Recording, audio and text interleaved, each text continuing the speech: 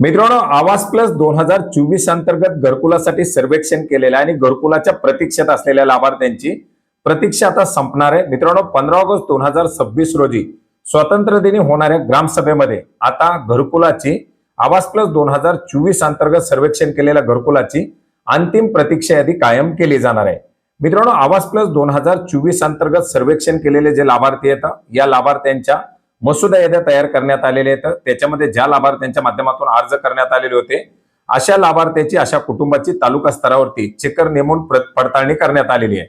आता या ज्या काही सर्व मसुदा याद्या तयार करण्यात आलेल्या आहेत या तालुका स्तरावरती पाठवण्यात आलेल्या आहेत। याच मसुदा याद्या आता अंतिम केल्या जाणार आहेत।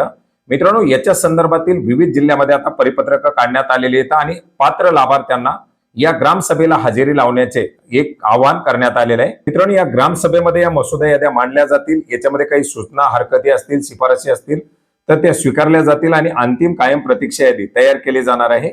याच्यामध्ये ही जी काही मसुदा यादी लाभार्थ्यांसमोर ठेवली जाईल याच्यामध्ये लाभार्थ्याची माहिती, त्याच्या पात्रतेची पडताळणी, चुकीची नाव असतील, अपात्र लाभार्थी असतील, त्याच्यामध्ये काही आवश्यक बदल असतील तर ते सर्व बदल या ग्रामसभेच्या माध्यमातून घेतले जातील आणि याच्या अंतर्गत आलेल्या हरकती, शिफारशीच्या आधारे अंतिम कायम प्रतीक्षा यादी तयार करण्यात येणार आहे।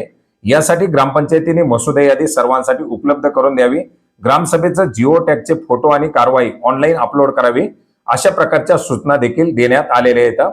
ग्रामसभेनं सुचवलेले बदल आवाज सॉफ्ट प्रणालीमध्ये नोंदवावेत अशा सूचना देखील आता या परिपत्रकाच्या माध्यमातून देण्यात आलेल्या आहेत।